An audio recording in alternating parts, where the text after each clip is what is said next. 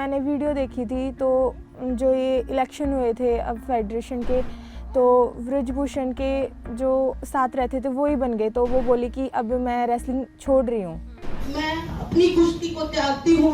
ये Olympic year है 2024, तो उन्होंने भी कितनी तैयारी की होगी 2 साल पहले से ओलंपिक के लिए।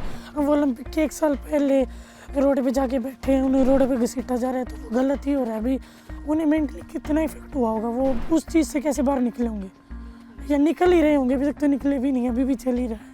Sakshi Malik Olympian first women है इंडियन से, तो उसकी थोड़ी तो डिमांड होनी थी कंप्लीट जो वो चाहते थे। इंडियन फेडरेशन बाहर भी होगी, UWW से इंडिया को बाहर कर दिया गया। अब इंडिया अपने नाम से भी नहीं खेल सकता, और कंपटीशन में जाते हैं। हमारा मेन मोटिव था हम फर्स्ट आएंगे तो हमें फ्लैग मिलेगा, हम फ्लैग लेके राउंड लगाएंगे, या फिर हम मेडल टैली पे खड़े होंगे तो सबसे पहले इंडिया का फ्लैग होगा। अब फर्स्ट भी आने तो इंडिया का फ्लैग हमें देखने को नहीं मिला।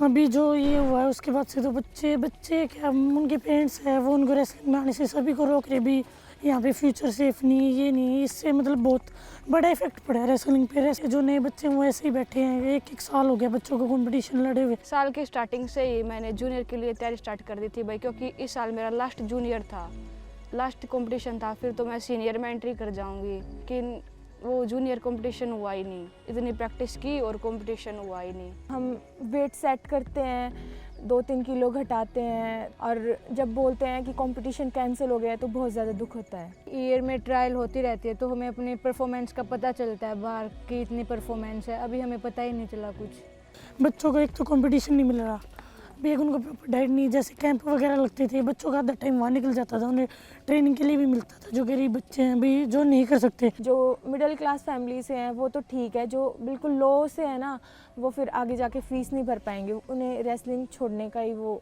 करना पड़ेगा। वैसे तो अभी हमने पूरे साल प्रैक्टिस की है, अभी हम बोले तो हमारा 1 साल वेस्ट ही हो गया, नहीं हुआ तो। हमने अब मतलब पढ़ाई भी छोड़ दी और सिर्फ रेसलिंग के यहाँ पे रह रहे हैं, तो ऐसा थोड़ा डर लग रहा है कि कभी रेसलिंग का बिल्कुल फ्यूचर ख़त्म ना हो जाए। अभी एकदम से ऐसे रेसलिंग खत्म तो होने वाली है नहीं। अभी कंपटीशन नहीं मिलेगा, थोड़े टाइम बाद मिलेगा। तुम और प्रैक्टिस करो ताकि भी तुम अगले कंपटीशन को ज़्यादा अच्छा कर पाओ। पेरेंट्स कोचेस फुल सपोर्ट में, सभी बहुत पूरा सपोर्ट कर रहे हैं मुझे, सभी बच्चों को। तो मतलब उम्मीद तो है, हाँ उम्मीद है सब ठीक होगा इंशाल्लाह।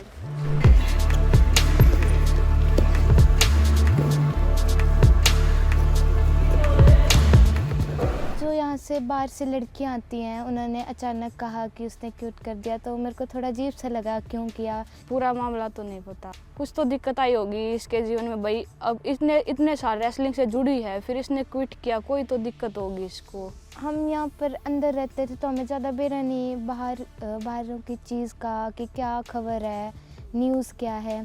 तो जब बाहर की लड़कियाँ उन्होंने बताया कि पिछले साल से हो रहा है, अगर मेरे को पता होता तो मैं, जैसे कि हमारे अखाड़े की और लड़कियां जाती, सीनियर दीदी हैं, तो मैं उनके साथ जाती और फिर खड़ी होती। है कोई ऐसा यहाँ पे किसी ने ऐसे बोल दिया कि अब हम छोड़ देंगे, अब हम नहीं कर रहे? अरे मेरे साथ ही हुआ था, मेरे मन में ऐसा हुआ भाई, इतनी प्रैक्टिस की लेकिन मेडल वगैरह नहीं आया, छोड़ना है रेसलिंग, क्या रेसलिंग। तो मैंने बीच में छोड़ भी दी थी 1 महीने के लिए, घर पे चली गई थी मैं, 1 महीने प्रैक्टिस नहीं की थी। घर वालों ने बोला बेटा कोई बात नहीं, तू अपनी मेहनत करती रह, भगवान मेहनत का फल देगा तेरे को, लेट देगा पर देगा जरूर। भाई पापा को भी डर लगा रहता है कि अगर आगे जाके कैंप में वगैरह गई मैं तो ऐसा कुछ हो गया, तो डर लगा रहता है घर।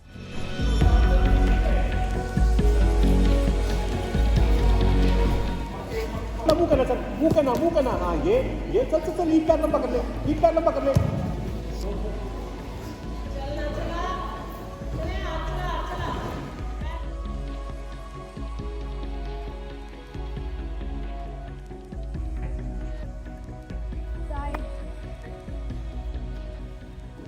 भगवान से प्रे कर रही हैं कि बस वो ठीक हो जाए, जो भी मैटर है, और हमारे कंपटीशन वापस स्टार्ट हो जाएं। चाहे कुछ हो जाए, मैं रेसलिंग ना छोड़ूं, और जो बुरा करेगा उसको भगवान खुद देखेगा।